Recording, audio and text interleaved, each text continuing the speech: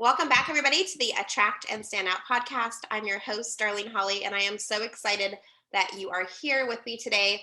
I have with me Alison Pidgeon. She is a licensed mental health counselor and a serial entrepreneur with several health-related businesses. She's the CEO of a large group therapy practice in Lancaster, Pennsylvania, called Move Forward Counseling. She's also the CEO of Move Forward Virtual Assistants, which specializes in providing VA services for therapy practices.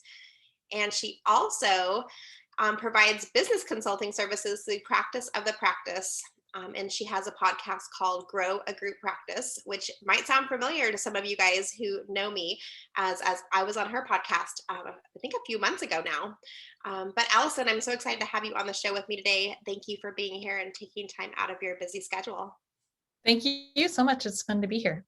Yeah, well, I can't wait to chat with you. Last time we had this conversation, the tables were reversed and you were asking me questions. And today I get to chat with you and learn a little bit more about you and your businesses.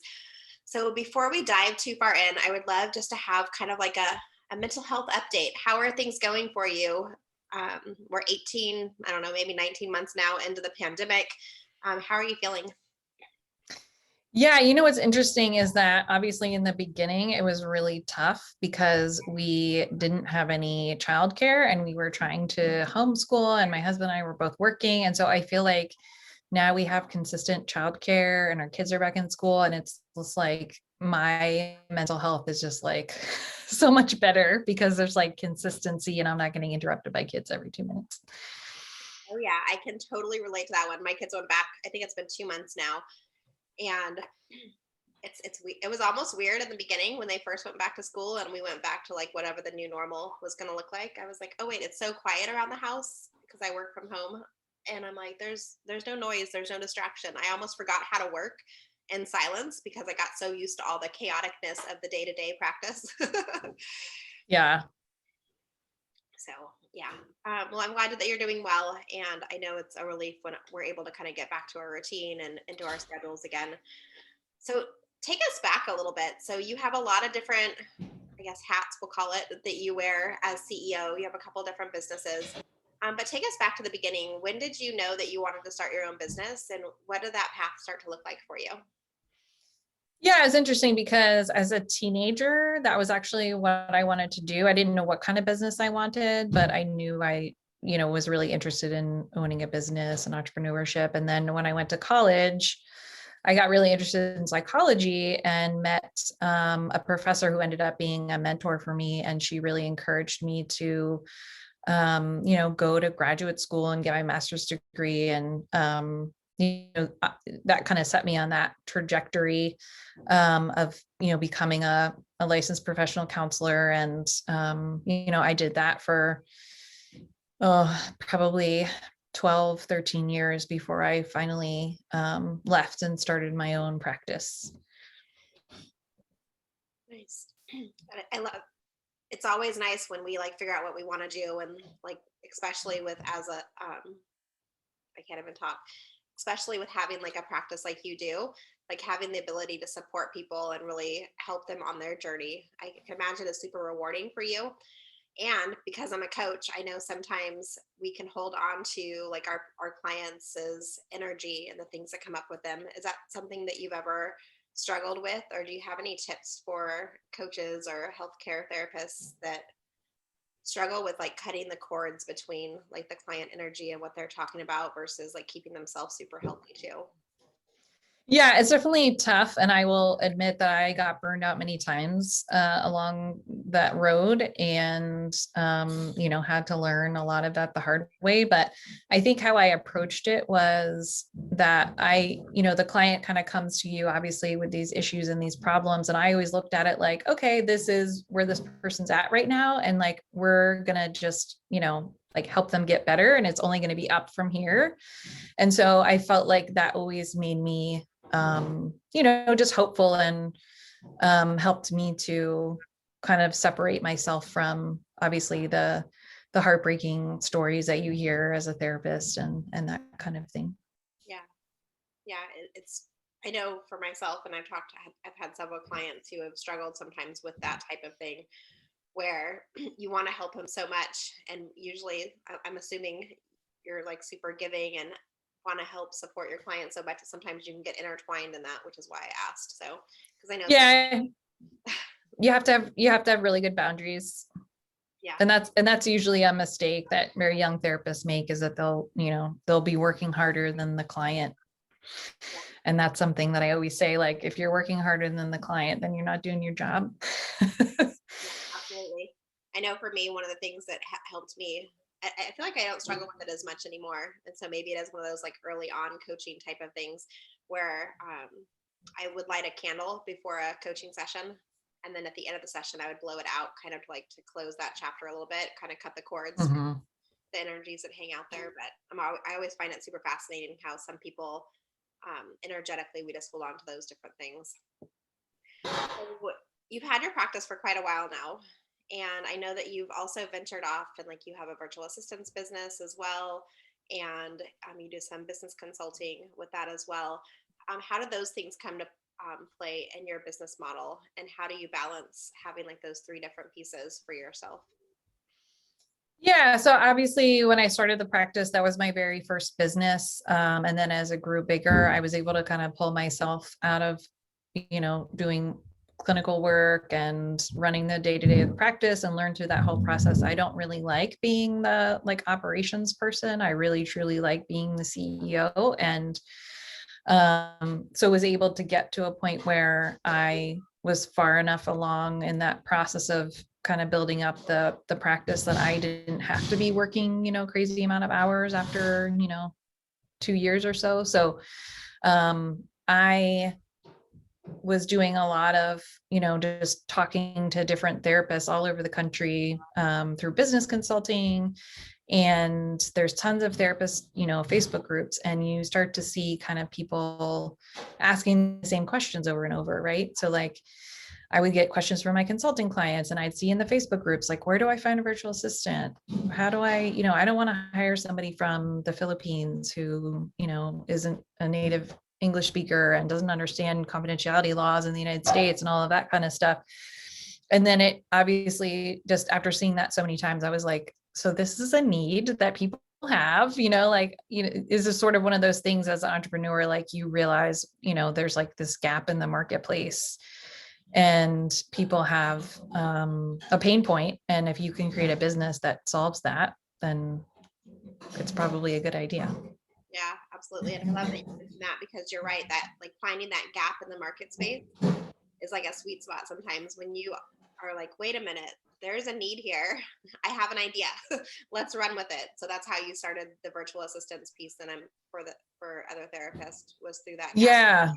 Yeah. And it kind of ended up being, I started out naively thinking I could run that and run my practice at the same time. But I was sort of grooming my main kind of office manager to like take it over. And then she ended up getting a new job and left. And I was like 6 weeks away from having my son. So I was just like, I have to find somebody to run this company for me because I don't want to be running it while I'm on maternity leave. So ended up finding somebody that I knew from her previous job.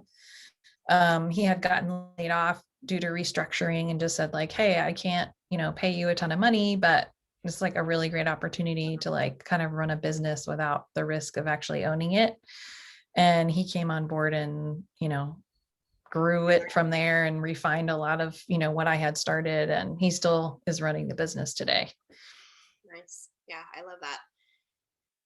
What would you say has been like the most challenging thing running your businesses? Like if you could name like that one area where it's always feels like it might be a little bit of a sore spot or it's like always feels like it's a struggle. What has that been for you? Yeah, definitely firing people. That's the worst. Yeah. It's the worst. It's like the worst job any CEO can have is having to let people go. Yes. Unless there's a really like big thing that happens and it's like very easy to be like, okay, that's it. But for the most part, yeah. Have you had some challenging situations then with letting people go? Yeah, I mean, I think, hiring in a service-based business is so key to just getting it right. And in the beginning, I just didn't know, what I was looking for. I was like, oh, you're a therapist, you have a license, great. You have a pulse, come work for me. And like, you can't have a business that has a defined set of values and a culture if you're just sort of hiring everybody, anybody. And so I made some bad hires in the beginning. And I had to learn a lot about, how to refine my hiring process, what questions to ask. One of the most important things I learned really in the hiring process was to talk to them about what are our values and does this resonate with you or not? Because that I found that was one of the best ways to kind of attract the right people and repel the wrong people. Yeah, absolutely. I know, especially now, like people talk about culture and values, like over the past 2 years, those words come up a lot. People are talking about them. People are very heightenedly sensitive and aware of them. But I feel like 2+ years back, like it wasn't something that was talked about as much um, in the interview process in those beginning conversations. But the more that we hire, the more people we talk to, I think it's one of those things that we start to address more specifically. And it's so, and you nailed it. Like it's so important. If you can find people that have the same values as you do, and they can come into the culture where they're going to be a part of something bigger than what they are actually doing, it takes away some of that stress of hiring somebody who doesn't feel like the right fit or doesn't, um, they just don't ever fit really if their values are out of alignment with where you're going with the company. And especially when it's a small team and sometimes it's just you and another person, like those values need to be in alignment for you to be successful and to go forward. Yeah, absolutely. What is the biggest success you've had in your business? Like if you can think back of all like the different milestones, which one makes you the most proudest and why? One of the things I feel the most proud about is the way that my therapists are treated and how they feel working at the practice. Because unfortunately, in my field, and this is, common kind of across the board, I would say, you know, anywhere in the United States, the sort of community mental health nonprofit agency type environment tends to be not a great place to work, tends to be a recipe for burnout. Like they expect therapists to see a bazillion clients, they don't pay them well, they don't give them enough resources. They treat them like a number. And so I feel the most proud about like really demonstrating to my staff that I value them and respect them. And I give them a lot of latitude with making decisions and, choosing their schedule and all those kinds of things. And like, I don't think I'm doing anything super fantastic, like we, like send them a little gift on their birthday and, like have little parties, for the staff, like a few times a year or whatever. Like it's nothing like super amazing, but I feel like because other mental health workplaces have treated their staff so badly that like even if I do the smallest thing, my staff is like, oh my gosh, this is amazing, Alison sent me a card on my birthday. You know what I mean? And so I get those comments a lot from the staff of just how much they feel valued and appreciated. And we talk about self-care, we talk about how are you going to avoid getting burned out, and like they're not having those conversations in agency models. And so I truly do care about the staff, and I think that comes across.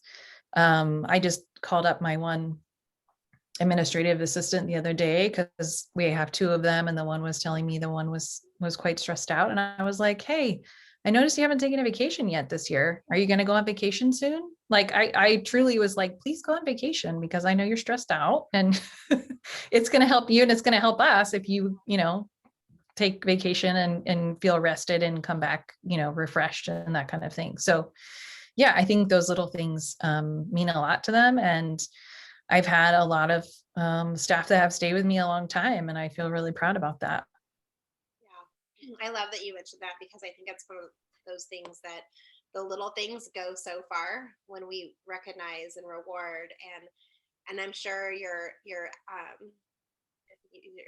assistant, like when she realized that you knew she hadn't taken a vacation, like that was probably like really connected, like, whoa, like Allison's really paying attention to what's going on.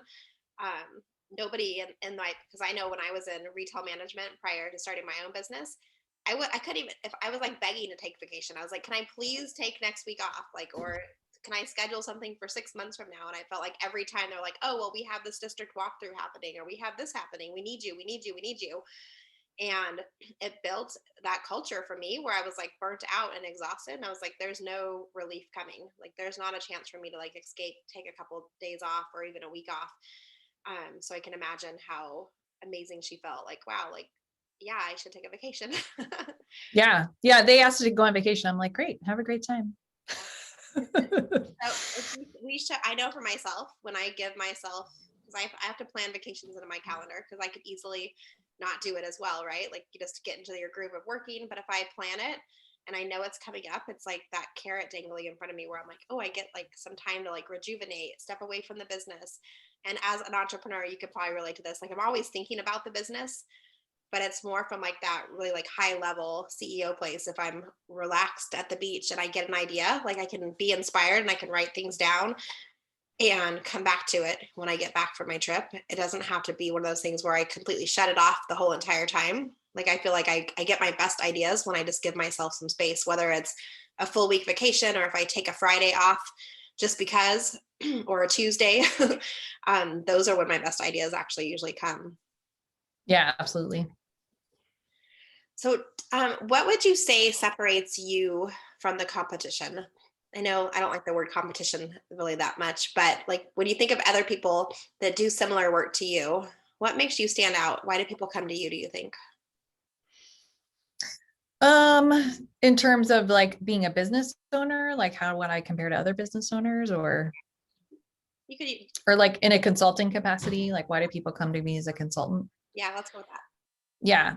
Yeah. I think that, it's really interesting because I get a lot of comments from people that say that they actually wanted to work with me because I'm a mom.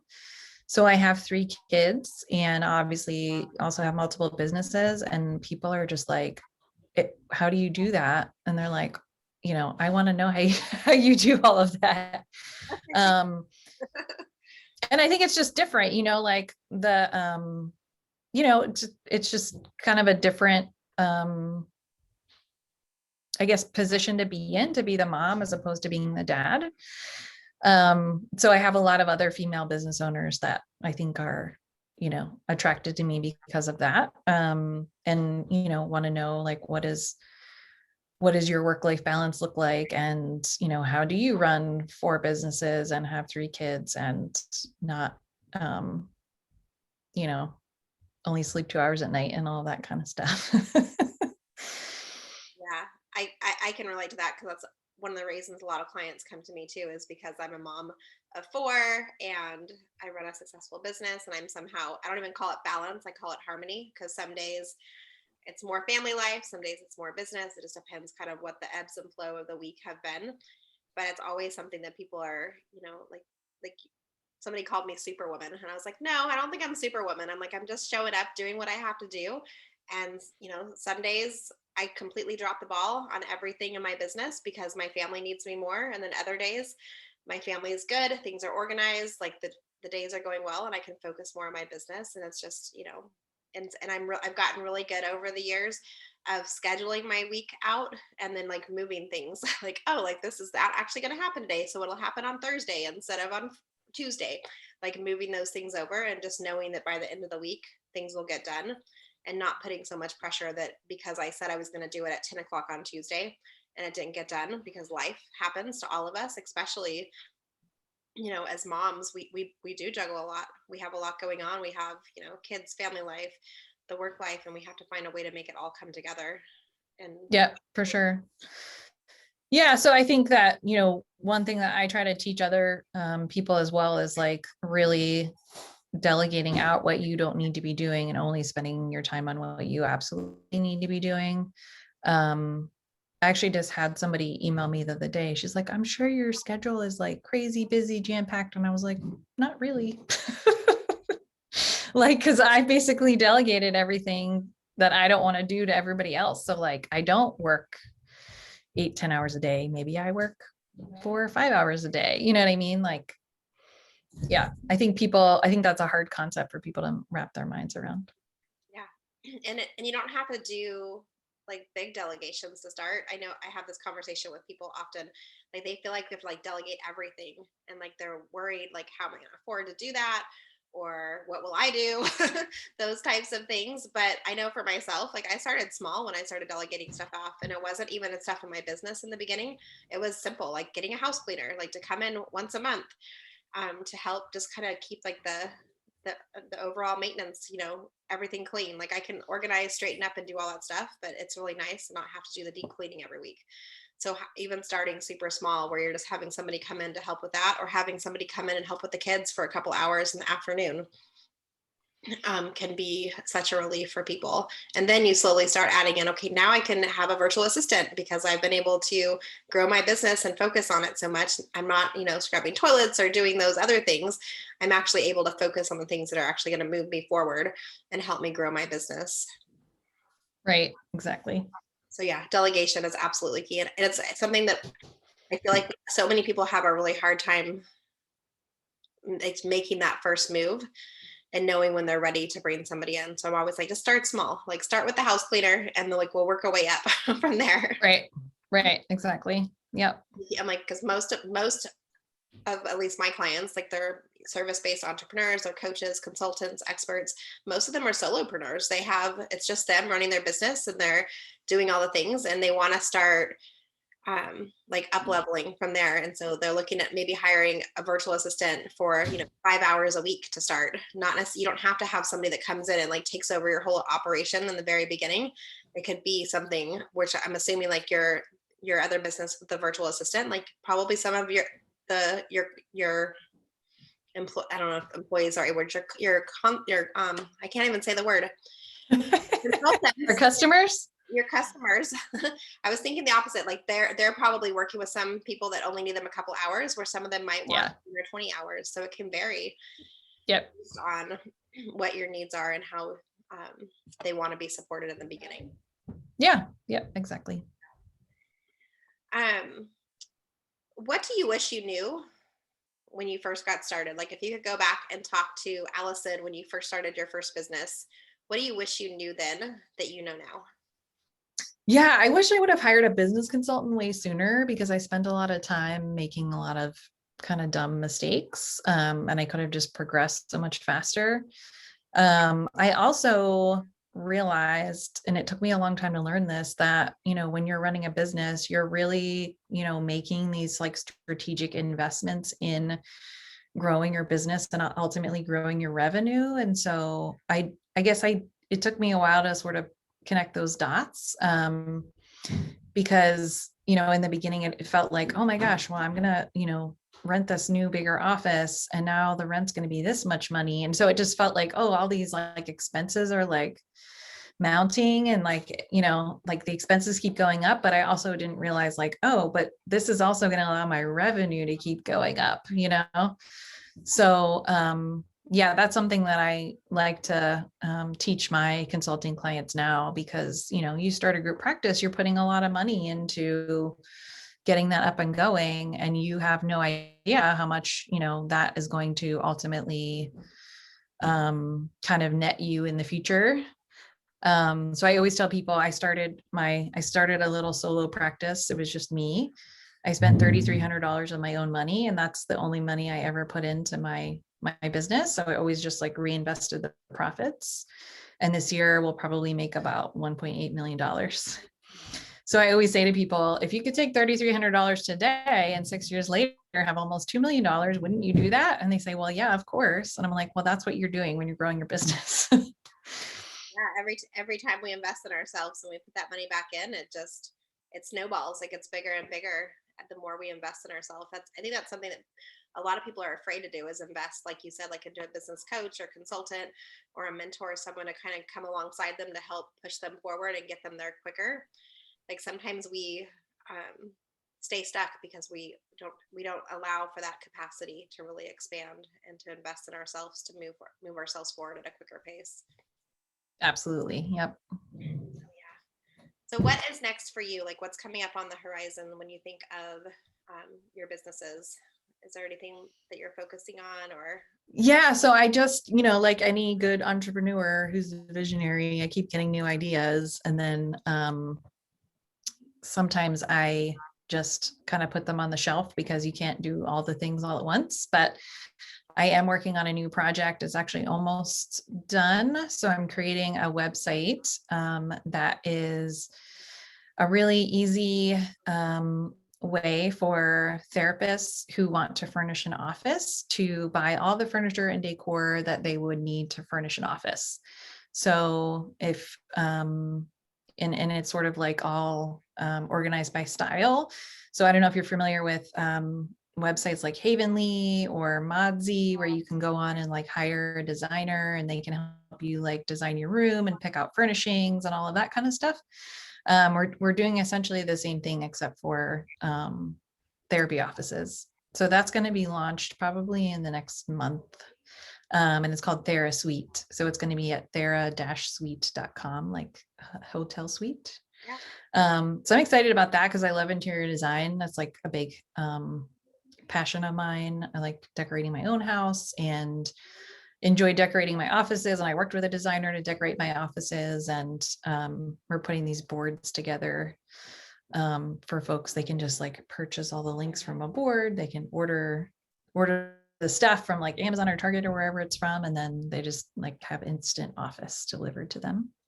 I love it. I love that all of your business ideas all kind of pull together from one place. Like you've kind of like found the perfect niche for you, and you've like found like little gaps in the market where you can support those people as well within your industry, which I love. So I think that's exciting that you have that new platform coming out. I can only imagine. Probably you could have used that when you started your business, right? Like when you first started, you're like, what the heck am I like? How do I decorate this office space? What am I going to do with this? How do I maximize the space that I have, make it feel really relaxing and comfortable as people come in? But then it also like pulls your personality and your style into it as well. Yeah. And you also need certain things that like you wouldn't know unless you were a therapist. Like you need to have a clock on the other side of the room so you can see what time it is. You need to, just these little things that I've learned along the way of how to like set the room up and the things you need, the things you don't need, that we're including in that as well. I love it. Perfect. Well, Alison, this has been so fun. We're going to move into rapid fire questions now, which I love to ask my guests just to get to know you a little bit better. Who would you say has made the biggest impact on your life? If you could name one person that's influenced you. That's a hard question. I would say probably the professor I had in college who encouraged me to go to graduate school and become a therapist. That was a huge life-changing event for me. Yeah, I imagine. And what is your happy spot when Alison needs to reset, recharge? Is there a place you like to go or something you like to do? Yes, we like to go to the Outer Banks of North Carolina. Sounds amazing. I've yes, never been, but it's the beach. There's a kind of very small, like long sliver of an island that's off the coast of North Carolina. Sounds perfect. If you could travel anywhere in the world, if I could give you a plane ticket, which I know we can't go everywhere right now, but if you could go, where would you go and why? Yeah, so I traveled quite a bit in college, but one place we didn't go was like Indonesia. Like I always wanted to go to like Bali and places like that. So that's where I would go. Yeah, I'm all about traveling right now. I'm like, where can I go? Anywhere. I'm actually going to Vegas tomorrow, so I'm excited just to get away for a couple of days. And my last question for you is, are you binge watching anything on TV currently? Yes, I am. I'm a little behind the times, but I am binge watching Schitt's Creek right now on Netflix. That was amazing. I watched that one right at the very beginning of the pandemic. I found it and I was like, it was exactly what I needed. And I always laughed because I would watch it usually while I was in bed. And so my husband would be asleep and I was watching it on my phone, like, all snuggled in, and I would just start laughing and I would wake him up and he'd be like, what are you laughing about? I one. Mm. Goody. I'm glad you're watching it. It's one of my favorite ones from, I would say, over during the pandemic. That and Frank and Gracie has just been kind of like lighthearted and fun to watch. Yeah. You got to watch things that are not too serious, right? During a pandemic. Absolutely. Well, Alison, this has been so fun. I know people are going to want to connect with you and reach out. Where should we send them to? Yeah, probably the best way to find me is through the Practice of the Practice website. So that's practiceofthepractice.com. And you can email me at Alison with one L at practiceofthepractice.com if you want to connect and hear about the different options for business consulting. We have different membership groups. I love doing that work. So happy to talk about it. Awesome. And do you want to share your podcast as well? Oh yeah, that'd be great. So my podcast is called Grow a Group Practice, and obviously it's all group practice related for therapists, and try to, provide content that's sort of for everybody, from somebody who's just thinking about starting to somebody who's in a beginning phase to somebody who's a more veteran group practice owner who might be, starting to look at other things or continuing to scale up their business. Awesome. Well, Alison, thank you so much for being here. It was so fun chatting with you and getting to hear a little bit more about your story. I so appreciate you being here. And that's a wrap, everybody. That's another episode of the Attract and Stand Out podcast. Remember, I believe in you. You're allowed to shine. You're allowed to stand out. You're allowed to be you. We'll see you next week. Bye.